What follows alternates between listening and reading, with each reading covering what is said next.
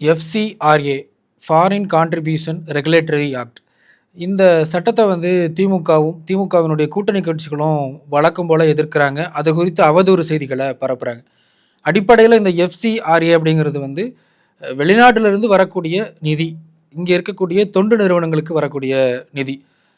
அமைப்பு சாரா பொதுநல நிறுவனங்கள், என்ஜிஓஸ், நான் கவர்மெண்ட் ஆர்கனைசேஷன் வந்து பதிவு செய்யப்பட்ட நிறுவனங்கள் இங்கே ஒரு 16,000க்கும் மேற்பட்ட நிறுவனங்கள் இருக்குது. அதன் மூலமாக வருடத்திற்கு ஒரு 26,000 கோடிக்கு மேலே நிதி வருகிறது. இதுதான் வந்து கடந்த ஆண்டுக்கான புள்ளி விவர கணக்கு. இந்த சட்ட திருத்தத்தை பாஜக தான் கொண்டு வந்தாங்களா அப்படின்னா அப்படி இல்லை.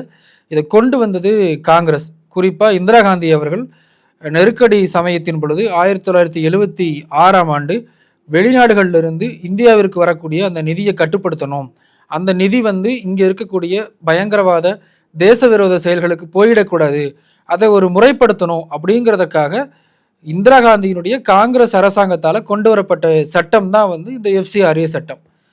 இப்போ இவங்க என்ன சொல்கிறாங்கன்னா, இல்லைங்க, காங்கிரஸ் கொண்டு வரும்போது அது வேறு மாதிரி இருந்துச்சு, இன்றைக்கி பாஜக அதை வேறு மாதிரி மாற்றுறாங்க அப்படிங்கிற மாதிரி ஒரு உருட்டிகிட்டு இருக்கிறாங்க. ஆனால் உண்மை என்னன்னு பார்த்தோம்னா, அதே காங்கிரஸ் ஆளும் பொழுது 2010லையும் 2011லையும் அதில் ஒரு சிறு திருத்தங்கள் வந்து காங்கிரஸ் அரசாங்கம் மேற்கொண்டிருக்கிறாங்க. அதே போல் பாஜக ஆட்சிக்கு வந்த பிறகு 2016, 2018 வந்து சிறு திருத்தங்கள் வந்து செஞ்சுருக்கிறாங்க. இதில் இன்னொரு விஷயம் என்ன அப்படின்னா, இது வந்து ஒரு மத அடையாளத்தை வந்து எதிர்க்கட்சிகள் வந்து பூச பார்க்குறாங்க.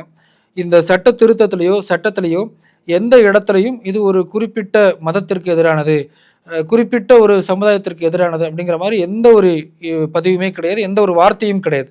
ஆனால் திமுகவினுடைய எம்பி வில்சன் அவர்கள் பேசுகிற பொழுது என்ன சொல்கிறாருன்னா, இது கிறிஸ்தவர்களுக்கு எதிரானது, சிறுபான்மையினர்களுக்கு எதிரானதுன்னு முதல்வரே வந்து பரப்புரையில் பேசுகிறாரு. இது குறித்து பாஜக வெளிப்படையாக பேசுமான்னு கேள்வியெல்லாம் கேட்குறாரு. பாஜக தரப்புல இருந்து விளக்கமும் கொடுத்துருக்குறாங்க. ஆனால் அதற்கு பதில் இன்னமும் திமுக தரப்புல இருந்தோ காங்கிரஸ் தரப்புல இருந்தோ இன்னும் வரலை. இந்த சட்ட திருத்தம் கொண்டு வரப்பட்டுச்சுன்னா என்ன நடக்கும் அப்படின்னா, வெளிநாட்டில் இருந்து என்ன நிதி வருது, எதற்காக வருது, அதை எப்படி பயன்படுத்த போகிறீங்க அப்படிங்கிறது தான் வந்து முறைப்படுத்துங்கன்னு சொல்கிறாங்க. வேறு எந்த வித சிக்கலும் இங்கே இதில் கிடையாது. அதாவது ஒரு நிதி வருதுன்னா அந்த நிதியை வந்து வேற ஒரு செயல்பாட்டுக்காக பயன்படுத்தக்கூடாது அப்படிங்கிறது தான் இதனுடைய சட்டம். ஏற்கனவே பாஜக ஆட்சிக்கு வந்த பிறகு அரசியல்வாதிகளோ அல்லது வேறு சில அமைப்புகளோ வெளிநாடுகளிலிருந்து எந்த ஒரு நிதியும் வாங்க முடியாது அப்படிங்கிறது கடுமையான சட்ட திருத்தங்களை கொண்டு வந்திருக்கிறாங்க. நம்ம ஜிஎஸ்டி, பண மதிப்பு இழப்பு, இப்படி பல்வேறு நடவடிக்கைகள் மூலமாக இங்கே இருக்கக்கூடிய கருப்பு பணத்தை, இங்கே இருக்கக்கூடிய ஊழலை, ஏன்னா இந்த பணங்கள் எல்லாமே வந்து வேறு விதமான செயல்பாடுகளுக்கு, போதைப் பொருட்களுக்கு, தீவிரவாதத்திற்கு, இப்படி பல்வேறு செயல்பாடுகளுக்கு போய் நிற்கிது. அதை வந்து ஆதாரப்பூர்வமாக தமிழ்நாடு மட்டும் இல்லை, இந்தியா முழுவதும் பல்வேறு பகுதிகளில் ஆதாரத்தோட பாஜக அரசாங்கம் இங்கே இருக்கக்கூடிய அதிகாரிகள் கைப்பற்றியிருக்கிறாங்க. அந்த அடிப்படையில் தான் இன்றைக்கு ஒரு அவசர கால அடிப்படையில் இந்த முயற்சியை வந்து மோடி அரசாங்கம் வந்து மேற்கொண்டிருக்கிறாங்க. இந்த சட்ட திருத்தம் வந்துச்சு அப்படின்னா எல்லாருக்குமே தான். ஏன்னா கிறிஸ்தவர்கள் மட்டும் இங்கே வந்து தொண்டு நிறுவனங்கள் நடத்துறது கிடையாது, இந்துக்களும் நடத்துகிறாங்க, இஸ்லாமியர்களும் நடத்துகிறாங்க, அனைத்து மதத்தினரும் அனைத்து சமுதாயத்தினரும் நடத்துகிறாங்க. எல்லாரையுமே வந்து நீங்கள் ஒழுங்காக முறைப்படி நடத்துங்க அப்படிங்கிறதுக்கான ஒரு ஒழுங்குமுறை சட்டம் தான் வந்து இந்த எஃப்சிஆர்ஏ.